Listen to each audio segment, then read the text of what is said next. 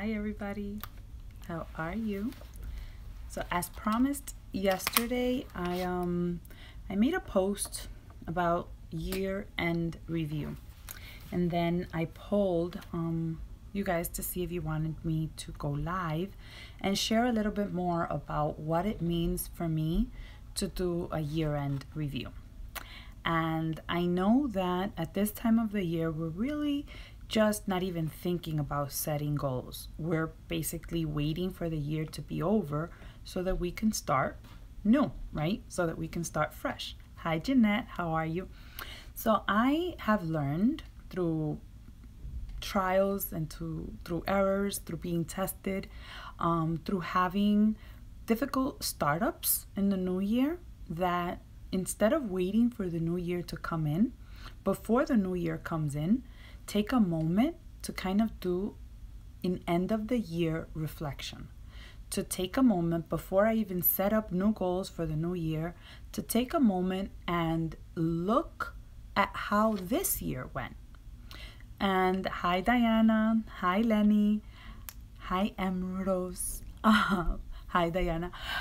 So instead of because I think one thing that I learned from personal health book and from reading all this personal development is that most of the time we get trapped in living a life that it's just every day we're just focusing on the day by day things, and we're not thinking ahead. We're not paying attention to our own actions. We're not paying attention to our reaction. We're not even paying attention to what happens in here when we set ourselves up with a goal and then all of a sudden we drop it. What caused us to drop that goal? What caused us to stop pushing to meet that goal, right? And I think it's important for us to kind of evaluate the year for what it was. And granted, hi, Run Like a Beauty. Hi, Jackie. So I know 2017 was a very difficult year. But if we look at 2016, it was also a difficult year. Every year, as the Bible says, every day comes with its blessings, with its lessons, and we have to look at things with a grain of salt. So what is one thing that I'm doing right now? I'm focused on preparing myself to enter 2018 in the best mental shape, emotional state, physical state, and spiritual state. Those are the 4 pillars of life. I cannot expect to move on in life if I don't pay attention to those 4 areas. So my mental state, my physical state, my spiritual state, and my financial, my inner relationship, inner self, right? We need to pay attention to that in order for us to grow in those areas. So for the next 12 days, today was day 1, I am going to be sharing with you what are my reflections. And I'm going to look at them and I'm going to be very honest, this is something that I have in my calendar. I have it. I have this agenda. It's a planner. It's called Passion Planner. It's the Passion Planner. And it's an amazing thing. So every month it starts you off by, I'm like a teacher by nature, so my lesson plan books looked a lot like this. And when I transitioned over to this business, I used what I knew, which is to lesson plan. So I moved over to this style of agenda. And here's what it does. Every month before the month begins, it starts by asking you, what was the most memorable part of the month? Well, let me backtrack, you guys. So before the month, the planning begins in your state, it goes over a roadmap. And I could share this with you guys. I don't mind. It goes over what is it that you want to accomplish for the year. What is it that you want? Think of right now. Think of your wish list. Think 1 year from now, 3 years from now. Think 3 months from now. Because sometimes we're like, oh, well, I'm going to do this 10 years from now. And we put it so far out that we don't even pay attention to the now. And life comes at us and it passes us really by. Hi Muñeca, hi Vera, hi Alondra. You guys can ask questions and interact with me as I share with you this. So life is going to pass us by whether we pay attention to our goals or not. And we don't want to be sidetracked. So we need to kind of have an idea of where we want to be, maybe a month from now, 3 months from now, a year from now, 5 years from now, because whether we want it or not, it's going to move. Time is going to pass. So the planner begins that way, right? And then it has questions to make you reflect. It starts off with the full calendar of the month, and then it wants you to list what are the game changers for this month. What are some of the events you're going to go to that are going to be game changers in your life? What are some personal projects you're going to be working on? What are things you're going to see? Where are places you want to go? What are some things that you want to focus on? So you want to be focused on personal, and you want to be focused on your work. It can't all be all work, work, work, work, and it can't all be selfish, selfish, selfish, because we all know we're not in this world alone. We have to also give back. So then it goes, after your month is over, right? You've planned out your month, you lived out your month. Now it wants you to reflect and to think about what was the most memorable part of that month. And it's good to have a moment and describe it. So if you start off the year with like a journal, or if you buy the planner, you can find it on Google or Amazon. I'm sure you can purchase it. Or just keep a jot, hi from Brooklyn. Hey, Jeremy.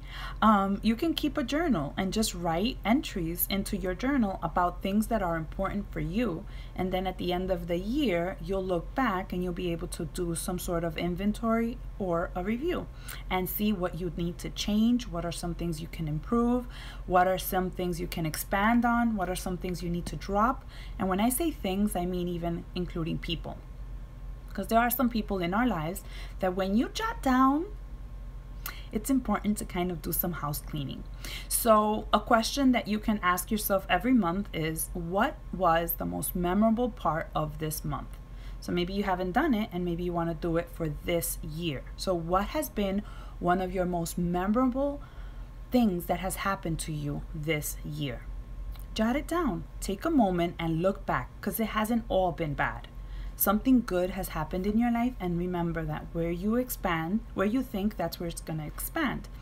Then, what are some of the biggest, or for each month, you're going to list the 3 biggest lessons that you've learned. Every month, good or bad, is going to come to you with a lesson, whether it's the way you react to certain obstacles, or the way you react when a situation happens to you, or the way you react to how someone treats you. So a very simple example is, I'm always looking for the lesson, and I'm always asking or inquiring, so what did you learn from that?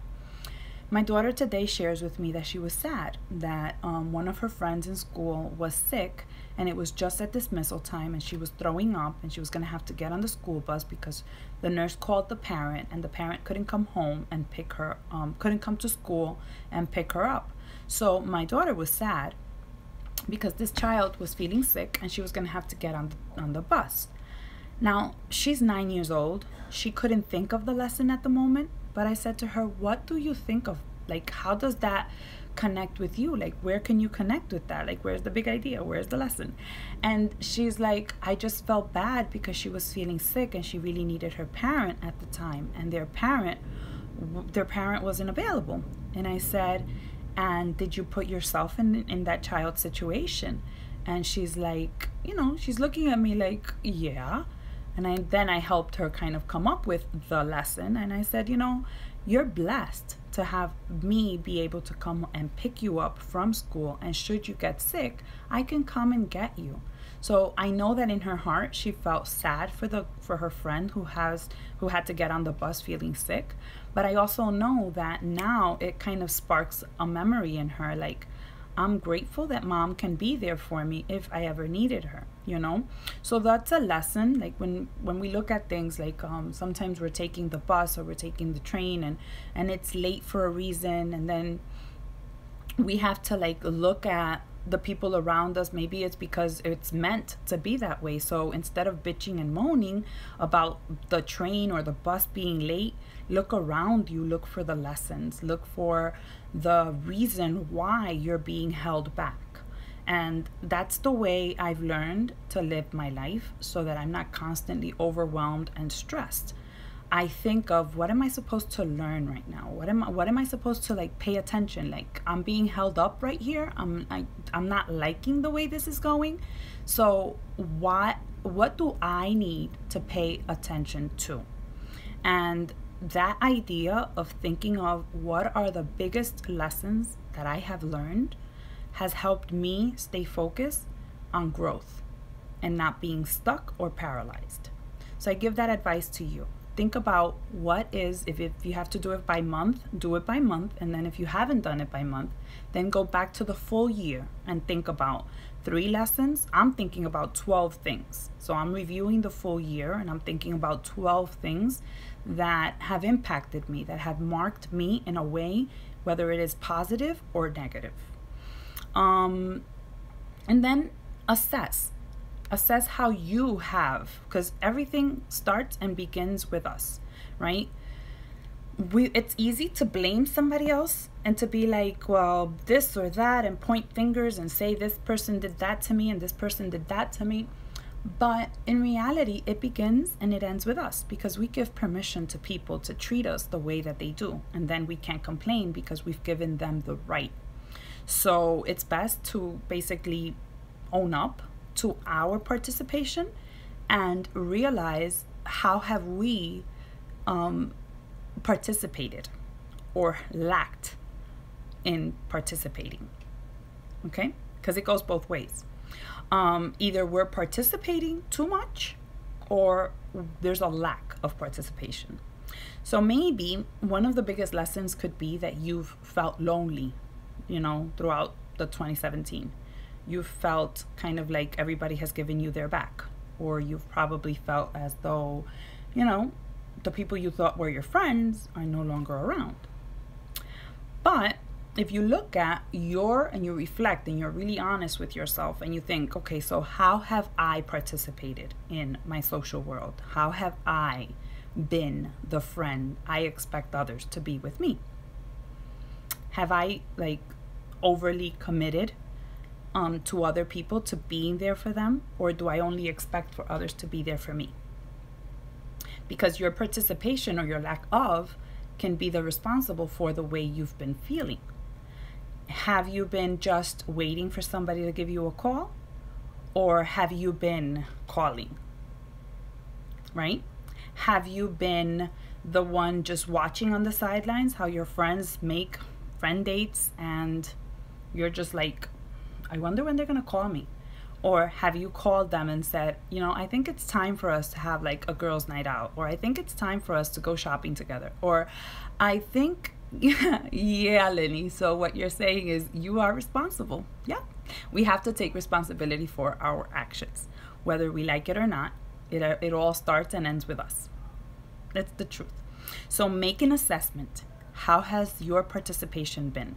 And this goes, guys, with our life, with our state, with our emotional, with our physical, with our financial, with our spiritual. It goes with everything. If you take a full evaluation on where your life is right now, how are you prioritizing? How are you putting those things in order? Are you giving one thing more priority than the other, and then expecting everything to flow nicely? Or are you ignoring certain areas and still waiting for them to show up in your life?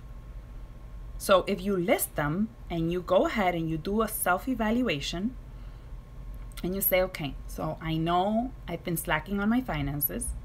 I know I haven't been putting enough, I haven't been putting anything in my savings.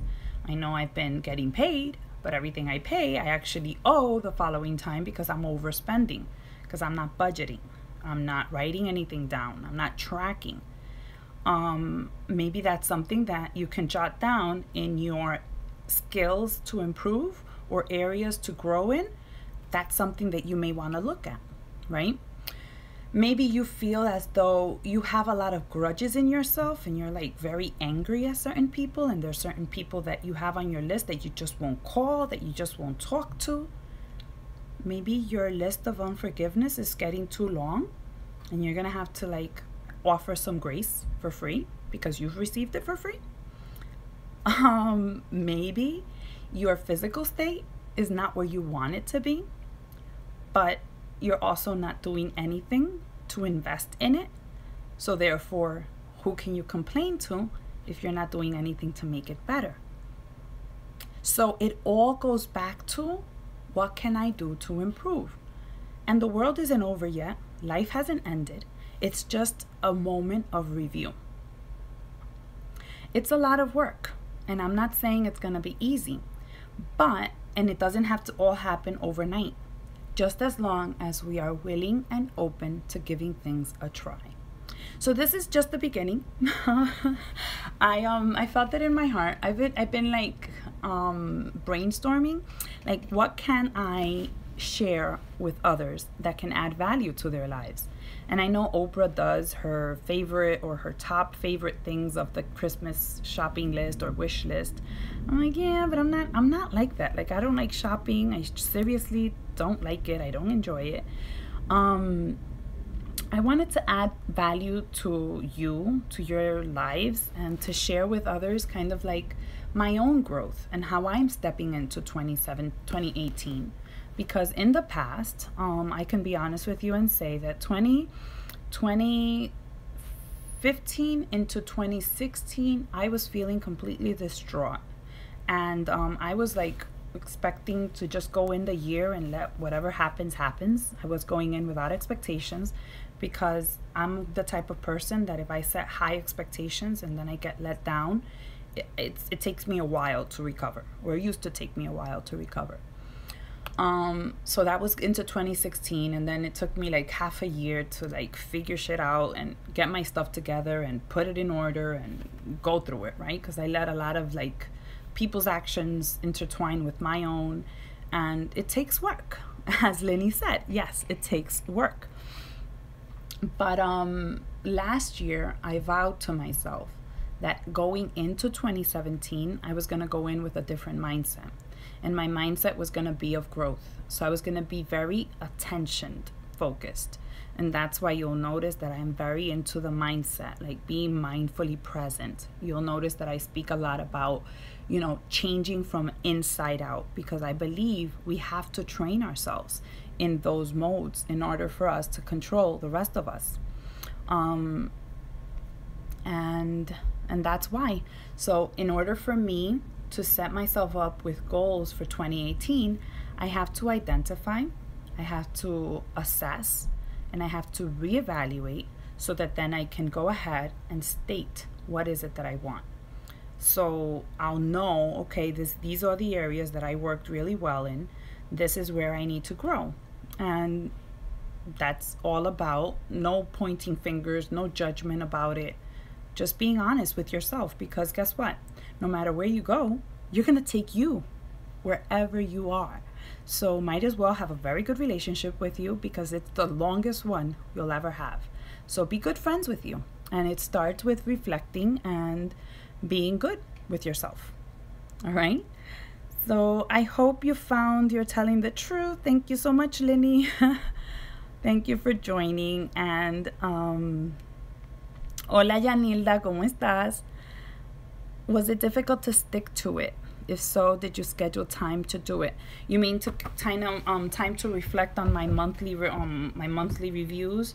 I'll be honest, some months was easier than others. But mostly, like, I know at the end of the month, before the new month begins, I always sit back and I figure like, okay, what are some things I need to tweak? And I'm pretty hard on myself. So I have to speak to myself nicely. Like, okay, you did this, now move on. It takes me a little bit to kind of get over my own setbacks, but I do them and then I move on. So it's a matter of habit. And once you do things with a prolonged period of time, you get better at it. But you have to give yourself some grace and practice and practice. And the more you practice it, the better you get at it. All right.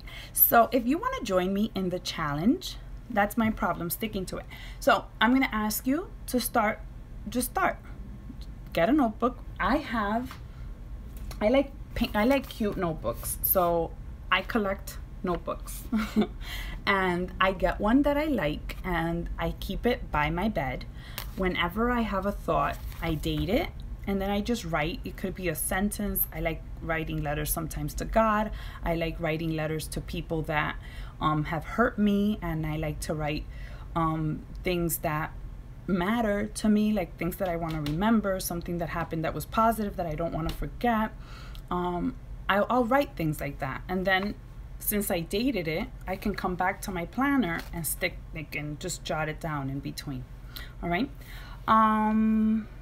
So yeah, that's about it.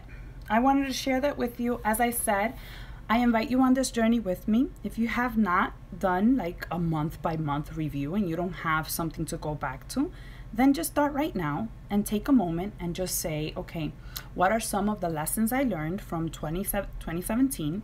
What are some areas in my life that I need to reprioritize, right? So you're going to look at your 4 pillars and you're going to establish like, how are you doing? Are you doing well? Do you need areas where you can grow? Even think of people who have impacted your life and list them. I have even the mentors, and I'll be sharing these with you along the week, where I had to like seriously move. Like, just because so-and-so was listening to this book didn't mean that I was going to listen to that book. I had to listen to a book or read a book that was going to help me in my current situation. Because although we're all looking for growth, not everybody is at the same stage, and that's okay. So I had to own up to my personal journey and kind of put my blinders on and keep walking. So these 12 days, today is day 1. We have 11 more days to go. Go ahead and do a self-evaluation of yourself. As I said, you can use the hashtag if you want me to read it. I will be more than glad. You can tag me. You can put a hashtag. I put year-end review. And I would be glad to give you feedback, to even offer suggestions on books that you can read. I personally think like audiobooks from Audible are amazing, and devotionals have like completely shifted my mindset and helped me change from the inside out. So be blessed, and don't forget, be a blessing to somebody else, because somebody really, really needs you. All right? Take care. See you soon.